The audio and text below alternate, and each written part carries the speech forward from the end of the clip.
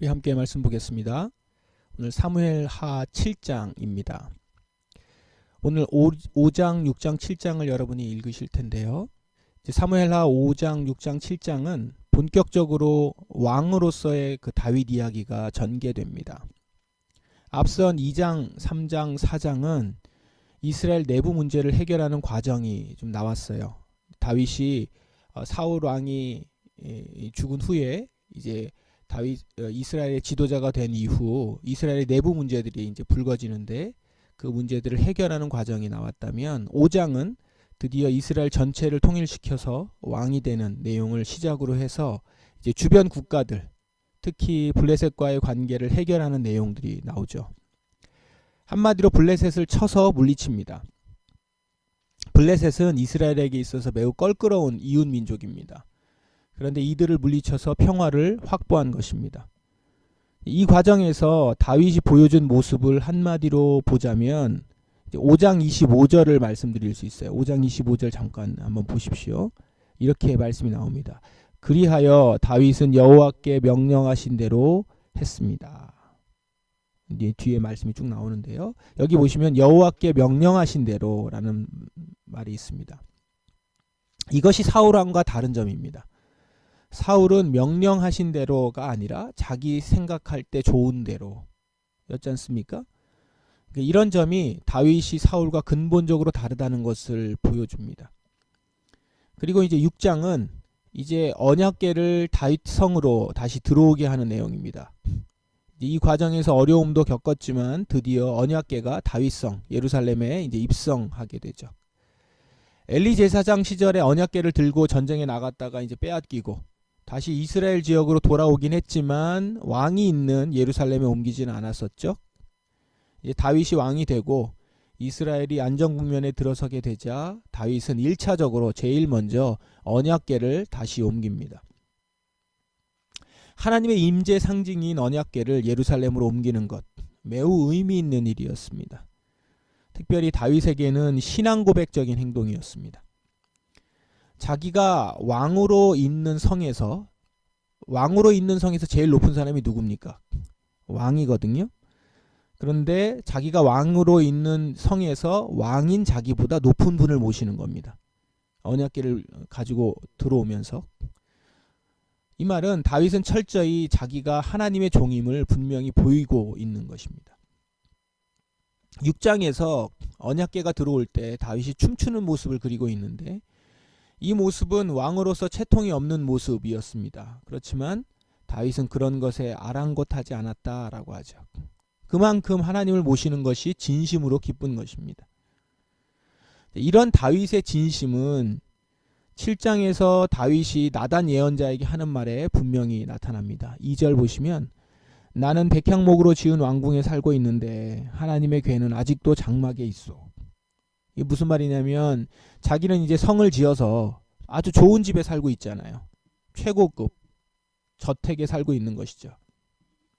성에 살고 있는데 하나님은 아직도 천막 텐트에 살고 있다. 이것이 이제 마음 아프다는 겁니다. 이게 얼마나 이제 한편으로 보면 순수하고 또 어린아이와 같은 그런 말입니까? 이렇게 말하는 사람이 있을 수 있어요. 아니 하나님이 지금 무슨 장막에 계시냐. 언약궤 안에만 계시는 분이 아니지 않냐. 하나님이신데 신인데 이렇게 얘기할 수 있는데 다윗은 진심이었죠. 언약궤에 임하시는 하나님이 계시는 곳이 자기가 거하는 것보다 훨씬 못 미치는 그런 누추한 곳이라는 점이 마음 아프다는 거예요. 정말 순수하면서도 진심 하나님을 사랑하며 경외하는 모습 아닙니까? 그가 언약궤가 성에 들어왔을 때 그 아래가 보일 정도로 펄쩍펄쩍 뛰면서 춤을 췄던 것은 단지 사람들한테 보여주기 위한 것이 아니라 진심이었던 거죠. 정말로 하나님을 모시는 것이 기쁘고 하나님과 함께하는 것이 기쁜 것이었습니다. 이런 다윗의 진심에 하나님께서 응답하십니다. 하나님이 이제 다윗이 자기가 그 성전을 짓고 싶다라는 말을 나단 예언자에게 하자 이제 예언자를 통해서 하나님께서 다윗에게 말씀하시는 거죠. 언제 내가 성전을 지어달라고 했냐. 하나님이 그렇게 이제 직접 말씀하세요. 이제 그렇게 물으시면서 하나님께 그것은 전혀 필요한 일이 아니다 라고 말씀을 하시죠.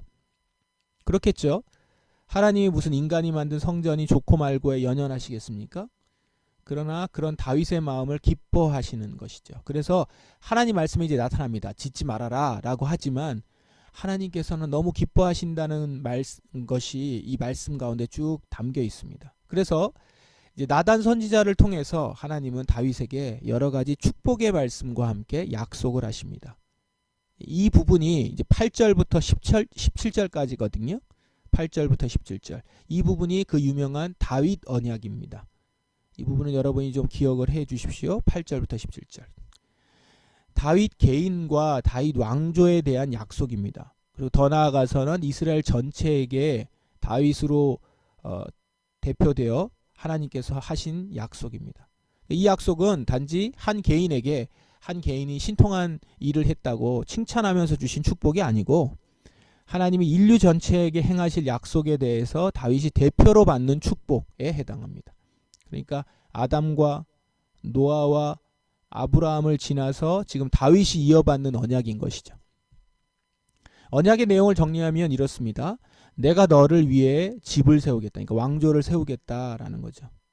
그리고 다윗 너의 후손을 통해서 왕위가 영원히 이어질 것이며 그 나라가 영원히 견고할 것이다. 그리고 이 언약은 무조건적이고 다윗이나 후손의 공로와 상관없이 나 여호와가 당신의 신실함에 근거해서 일방적으로 한 약속이다. 이제 이것이 언약의 내용들입니다. 골자죠. 다윗 개인으로서 엄청난 축복이죠. 이게 물론 약속이기 때문에 쌍방이 지켜야 하는 것입니다. 그러나 내용을 쭉 보시면 다윗과 후손이 지켜야 될 내용보다는 하나님이 일방적으로 지키겠다라고 하는 약속이에요. 축복입니다. 그러므로 여러분 이 약속 이후에 다윗 언약 이후로 이제 우리가 주목해서 볼 것은 다윗과 후손들이 하나님을 외면하고 심지어 거절하더라도 불순종하더라도 하나님은 이 약속을 지키시겠다는 거예요. 그러면 이제 보실 것이 하나님은 어떻게 이 약속을 지키시는지, 다윗과 후손들이 하나님을 외면하고 거절하더라도 하나님은 어떻게 이 약속을 지키는지 이것을 이제 주목해서 보셔야 합니다. 그게 이제 성경을 보는 관점입니다.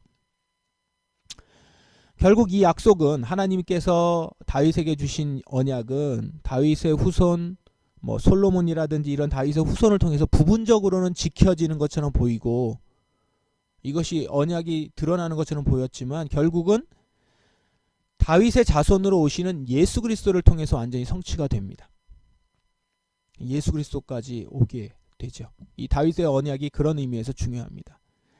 하나님은 당신의 아들 예수 그리스도를 다윗의 자손으로 보내셔서 다윗과 약속한 것을 지켜가셨던 것입니다. 그래서 여러분 이 다윗 언약을 보면서 우리는 하나님이 다윗과 약속을 하시면서 그 약속을 지키시고자 어떤 일까지 하셨는지를 떠올리시면서 그 가운데서 하나님의 신실하심을 보시고 그 분을 전적으로 신뢰할 수 있다라는 것입니다. 그것을 우리는 말씀을 보면서 볼 수 있습니다. 우리 하나님은 이렇게 신실하신 분이시구나 라는 거죠. 이 신실하신 하나님을 생각하시면서 앞으로 사무엘 하를 보시면 다윗과 주변 사람들 이야기가 아니라 그들의 이런저런한 모습에도 불구하고 하나님이 당신의 약속을 다윗 왕조를 통해서 이루시는 모습을 볼 수 있을 것입니다. 다윗은 나단 선지자를 통해서 하나님의 언약을 건네받고는 그 앞에서 하나님께 감사의 찬양 기도를 올려드립니다. 그것이 이제 18절부터죠. 여러분 이 부분을 읽어보시면 다윗이 어떤 감격에 있을지 한번 상상해 보실 수 있을 겁니다. 그런 얼마나 좋겠습니까? 자기가 이런 축복의 말씀을 받고 하나님께서 이것을 보장하신다고 하고. 그런데 사실 이 감격은 우리에게도 동일하게 나타날 감격입니다. 약속을 지키시고자 행하신 하나님, 그렇게 다윗에게 전하신 약속 가운데는 우리의 구원 계획까지 들어있다는 사실과 이를 위해서 예수님이 오셨다는 사실을 우리가 이 말씀에서 발견한다면 지금 다윗이 드리고 있는 이 기도는 오늘 우리가 드릴 기도인 거죠. 그래서 같은 마음으로 여러분도 이렇게 기도할 수 있으면 좋겠습니다. 21절. 주께서는 주의 기뻐하시는 대로 이 모든 큰 일을 결정하시고 주의 종에게 알려주셨습니다. 제게도 알려주셨습니다. 22절. 여호와 하나님이시여, 이처럼 주께서는 위대하십니다. 주님과 같으신 분은 없습니다. 주님 밖에는 다른 하나님이 없습니다. 우리는 이 모든 일을 우리의 귀로 직접 들었습니다. 그리고 28절. 주 여호와여, 주님은 하나님이시며 주님의 말씀은 진리입니다. 주께서는 이 좋은 것을 주님의 종인 저에게 약속해 주셨습니다. 저의 집안에 복을 주십시오. 영원히 주님 앞에 있게 해주십시오. 주 하나님, 주께서는 이 놀라운 일을 말씀하셨습니다. 주님의 은혜로 저의 집안이 영원토록 복을 받게 해 주십시오. 오늘 여러분이 이 다윗 언약의 수혜자이며 이제는 언약의 당사자로서 오늘 이 기도를 드리실 수 있기를 바랍니다. 주님의 위대하심과 그분의 신실함을 확인하면서 그렇게 우리를 사랑하신 하나님께 여러분의 마음을 드리실 수 있기를 바랍니다. 주의 언약 가운데 오늘도 진리를 좇아 살아가는 저와 여러분이 되기를 주님의 이름으로 축원합니다. 함께 기도하겠습니다. 이 시간 기도합시다. 오늘 다윗처럼 기도할 수 있는 우리가 되길 원합니다. 먼저 다윗에게 하나님께서 약속하신, 그리고 다윗을 통해서 우리에게까지 약속하신 그 언약을 우리의 마음속에서 확신하시고 이제는 우리가 그 가운데서 기뻐하며 주님의 말씀은 진리입니다. 주께서 이 모든 좋은 것을 당신의 종이 저에게 약속해 주셨습니다. 이제는 내가 이 약속 믿고 진리를 따라 걸어가며 주께서 약속하신 모든 것을 받아 누리기 원합니다. 이렇게 진리를 좇아 살아가는 제가 되길, 우리의 교회가 되길 원합니다. 이렇게 이 아침 이 시간 기도하길 원합니다. 다 같이 기도하겠습니다.